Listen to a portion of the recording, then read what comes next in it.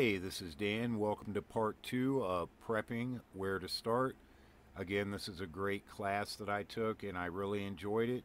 Hope you guys do too. So, without any further ado, let's get into it.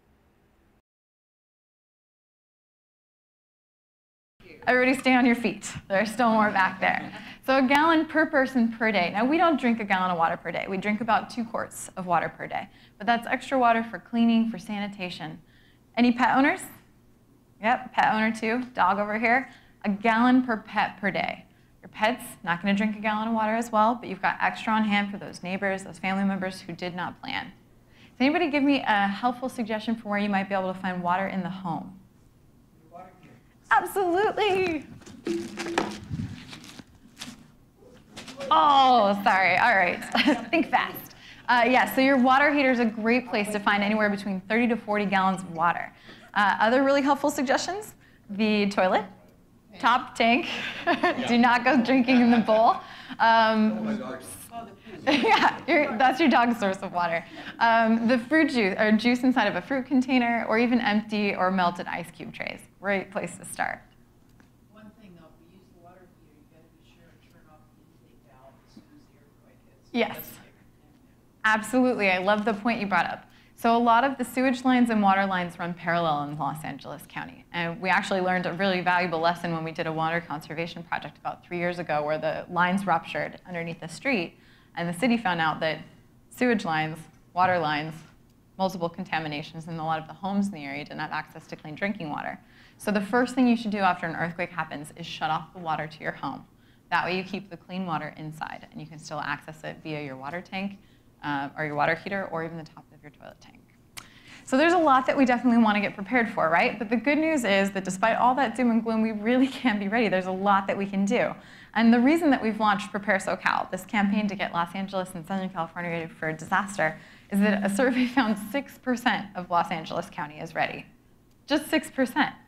So we really know that there's a need to get this out here. And a lot of your donations support that directly. It allows us to start getting people ready. So if these kids can do it, so can we. The Red Cross recommends taking 3 steps. Get a kit, make a plan, and be informed. Now, for those of you scrupulously note-taking, thank you so much. You also have this fabulous document that will take you through almost everything in the presentation. There are a couple things that aren't in here, so I'll point them out throughout the presentation, but this is also a great guide to take home with you. So get a kit. What am I talking about? There are 4 absolutely essential items. If you start with anything, start with these. Number 1, water. How much? Gallon per person per day for 3 days, minimum. The more you have, the better off you'll be. After that, you want food, non-perishable items. I'm talking canned goods, beef jerky, granola bars, and if you're getting those canned goods, make sure it's a pop top, or put a can opener in there because opening a can with a rock is incredibly difficult. Don't try it, it's very hard. This is also not a chance to experiment. If you didn't like anchovies before the disaster, you don't like anchovies after the disaster, put things in there that are comfort foods. You know you're not allergic, especially if you've got kids or grandkids in the home. They do not like anchovies at all, I can tell you that right now. So put those foods that you know that they'll eat. After that, your first aid kit, you can pick one up at a pharmacy, you can get one at the store. No matter what, open it up. Yeah, you can win one in a trivia question. Open it up because they're not all the same. There's 72 pieces, 32 pieces. And no matter what you get, none of them are most likely going to have your medications. Any medications that you take on a regular basis, whether it's over-the-counter or prescription, make sure you have extra on hand. About 3 days, you can ask your doctor for mini prescriptions, a little extra sample sizes to throw in your kit. The good thing about preparedness is that even if it's not a disaster, it's good for you. If you just have medications in a disaster kit and you needed to take it for a regular thing, that's good to have on hand. When I wake up in the morning, I usually put on my cutest shoes. I put on cute shoes, I walk out the door, I don't think about it. But I've got a really good pair of sturdy boots in the back of my car because if I get a flat on the 405, that's what I'm going to want to put on as I'm crawling underneath and trying to change the tire. Preparedness is good for everyday life. So on the second page of your booklet, and if you follow along, here's some more items. That limited communication, the inability to get on the internet and watch the TV means that radios are going to be our best bet for getting immediate sources of information out, right? And without electricity, we know we're going to need an alternate light source.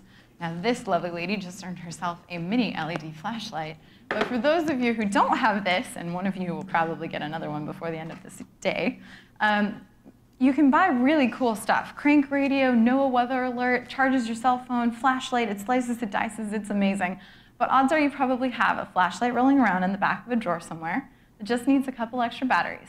So when you go home today, grab the batteries, tape it around the base of the flashlight so that it doesn't lose its charge, and put it in a drawer where you know exactly where to find it. Preparedness doesn't have to be expensive. It can just be easy if you have the things you already need at home. And then the next holiday comes around, go ahead, splurge, get a really cool crank radio. You definitely want to have cash on hand because that no electricity, no ATMs, no credit card machines means that you want to have extra dollar bills with you. And you want to have small bills. So anything from $20 to $200 in cash is a good idea, especially because in a disaster, odds are people are not going to give you change, right? You want a bottle of water, you have a $100 bill, how much do you think water costs? $100, right? The most delicious bottle of water you've ever had, but you definitely want to be able to get a couple more things, right? So small bills. Important papers and contact information. Now in front of you, you also have what is more than just a fabulous Ziploc bag. This bag is special. There's a list of important documents that you should make copies of. Put them inside this bag, close it nice, tight, and shut. If you have a fireproof safe, go with fireproof safe. But if you don't, stick this in your freezer. Of all the home fires I've responded to with the Red Cross, while the refrigerator is not working after a fire, it is intact and you can still pull something out. So many people lose their wallets and their purses in fires. They lose a lot of that important contact information. You have a home fire, you get this out of your fire or out of your freezer just after, and you have a copy of insurance information, driver's license. I actually keep a photo of me and my dog, so if she were to escape and I need to find her in a shelter or make a lost sign, I have something right away. All right, and let's keep going. Oh yeah, pet supplies. Definitely those pet owners here. Your animals want to eat in a disaster too. Throw in some food, some water, and definitely a way to restrain them. So a leash, a carrier, and definitely a crate or a container so that you can move them along as well. If you are not safe where you are and you have to evacuate, you should be taking your pets with you too. Okay, what types of kits am I talking about? I'm going to take you through 3. The first one is the grab-and-go kit. That's about 3 days worth of supplies for you in a sturdy container that allows you to be hands-free. Now, if you can't do hands-free, you can always do a wheelie backpack, but definitely you want to be able to move with these supplies. This is something you can grab on the way out of a building. You want to keep one at home, at work, and in your car. You're trying to increase the odds of having the supplies you need close to you because we don't know when or what type of disaster it's going to be. Swap them out, check every 6 months. You can use the daylight savings time as a great way to remember. And keep those supplies ready to go. After that, keep going. You want 2 weeks worth of supplies for everyone in your home. This is water, food, medications, and keep building on that by adding comfort items and hygiene items. Now 2 weeks without running water, you definitely want to have some baby wipes, you want to have some hand sanitizer, and you want to have an extra change of clothes because no showers, 2 weeks, just get the visual, right? Also those things that without internet, without access to our video games, without being able to kind of keep ourselves engaged. If you have kids or grandkids in the home, a deck of cards or a game of s.e.r.e. might be your next best bet for keeping them going, right? You want to kind of make it as normal as you can in the environment immediately following the disaster so that people can get back to life the way that it was before. So 2 weeks worth of supplies for sheltering in place. And my last and favorite kit is something you can do when you go home today. This woman is sleeping so peacefully because she's created a by the bed kit. It's sturdy shoes, a flashlight, and an extra pair of glasses if you wear them. You tie it to the base of your bed so that in the shaking after an earthquake, it moves with you. The #1 injury after most disasters, cut feet, then cut hands. This allows you to protect your feet and see where you're going. Those of us who are rudely awoken between 3 or 4 in the morning during the Northridge earthquake know that this would have been a really great thing to have. I actually have a story about Northridge earthquake. I was about 8. Jump out of bed, my mom comes running into the room, throws shoes at me, runs out to check on my brother. I'm in a doorway wearing 2 left shoes, looking for my hamsters, crying out loud, and I realized I could probably do a little bit better, right? So I definitely have this now, and I know where all my hamsters are, and I'm ready for a disaster now more than I was when I was 8. Okay, so last, get a kit, make a plan, be informed. We're already done with the kit. We're moving right on to the plan. First up, talk.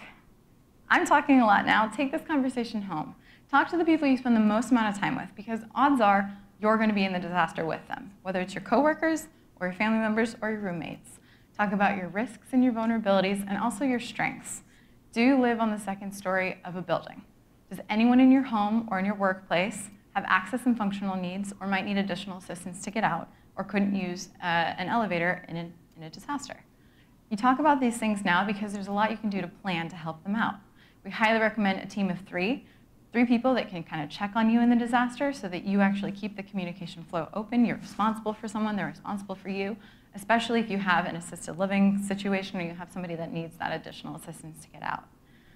You want to talk about these things now. You might need to actually buy a fire escape ladder. You might need to identify a second plan of evacuation, and then make a list and start solving them. Assign roles because everybody should have a part in the process. In fact, people want something to do in the disaster. They want to be helpful. And they want to know that they're not duplicating their efforts and they know exactly what the plan is. Then you start making that plan. The video talks about an out-of-state contact. I would love for everybody to think in their heads right now. Just take a second. Who would you call if you had to call out of state? Any examples? Your sister in the back? Sister as well? Great, tell your sister you have a new flashlight. Right, you want to identify that person now. Share their phone number with the people in your plan, so your kids, your family members, even your coworkers, so that everybody calls that one person. They serve as a hub of information. We know that local lines are going to be harder to get back established, but long-distance lines will probably be a higher priority, making it easier to call across the state than it is to call across the street. That and text messages. You might be able to get a very small bit of information out via text. So that's kind of something you have to plan for. You can learn to use a ham radio now. You can learn to take radio classes. There's a lot of other communication methods, but that out-of-state contact is a solid part of your plan. You put that person's phone number and contact information, stick it in your little plastic bag, or put it in your disaster kit. And remember, if you like these videos, hit the thumbs up and that subscribe button. Thanks a lot.